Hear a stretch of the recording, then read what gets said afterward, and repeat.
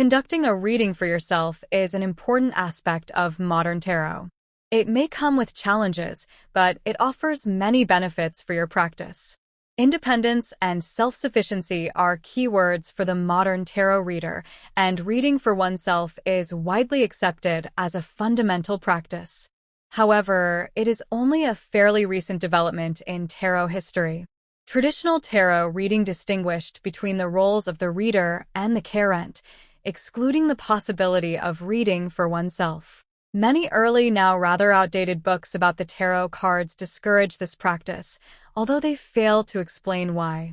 Very often, warnings against reading for oneself were based on superstitions and old-fashioned views.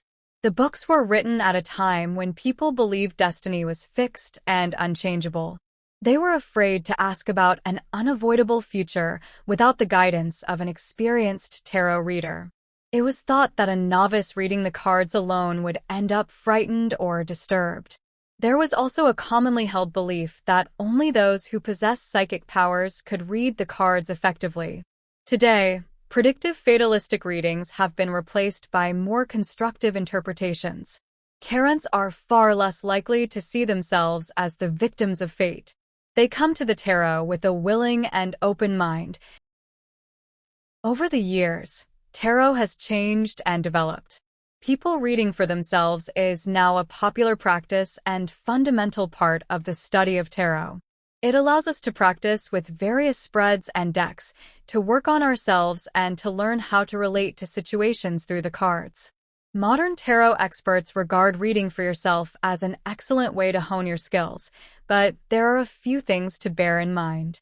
It is important to understand that this kind of reading is a practice in self-reflection and discovery. It becomes a dialogue with your own intuition and unconscious mind, helping you to develop self-awareness.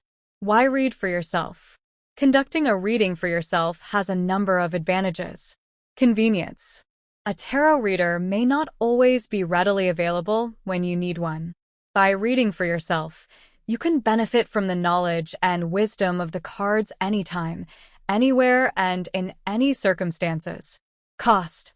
Consulting a professional tarot reader comes at a price, so reading for yourself is a way to save money and time. Privacy. Some questions may be too personal to talk about with someone else. If you do the reading yourself, you can address sensitive topics without feeling self-conscious or having to self-censor. Practice. Every time you read the cards for yourself, you grow in confidence. It is an excellent way to experiment with unfamiliar spreads or begin exploring a new deck. Self-development. Engaging in a dialogue with yourself is a process of introspection and self-exploration. This can help you to grow and take you forward on your own personal journey. The challenges. You may face a number of obstacles when reading for yourself. These can be overcome, however, with the right attitude and preparation. Objectivity. There are times you might be tempted to see more in the cards than they in fact show. This could happen, for example, when the situation involves more than one point of view or emotion. Alternatively, it can arise when you strongly desire or fear verification about a certain matter. Reading for yourself requires a great deal of objectivity and a need to stay open. Listen to the message in the cards. You must also be careful not to distort the content of the reading in order to avoid discomfort by only seeking positive outcomes. Fresh perspectives. For tarot readers who place a great deal of importance on traditional, make it a habit to swap decks often, as this can keep your interpretations fresh. Dependence. Reading the tarot for yourself should help you feel more independent rather than making you a slave to the cards. If you find yourself asking the same questions, being tempted to swap out cards for more favorable ones, or putting off making decisions until you've consulted the tarot, take a step back and read for yourself a little less often, making sure you stay focused. With personal readings, there's also a danger they can spiral out of control when addressing emotionally charged questions. You pull one card, then another, only to find yourself looking at too many cards with no clear outcome.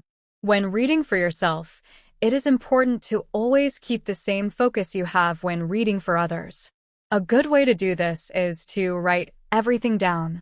Form a clear and proactive question.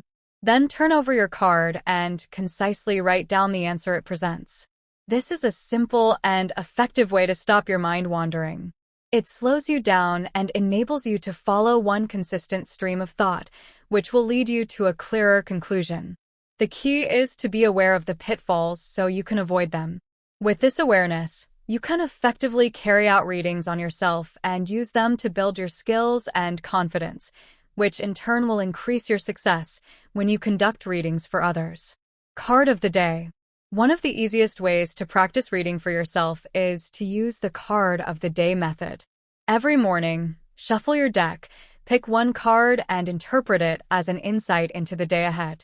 For example, if you pick the High Priestess, focus on the keywords associated with this card, which suggest you can expect to discover a secret or learn something new over the course of the day. Picking the Strength card could indicate the need for self-discipline, while the Devil card may warn against excessive passions or alternatively suggest the need to satisfy some of them. After reading your card, make a note of the possible interpretations. In the evening, pick up the card again and reread your notes. Sometimes, the card will help you make sense of the day's events. Until next time, farewell.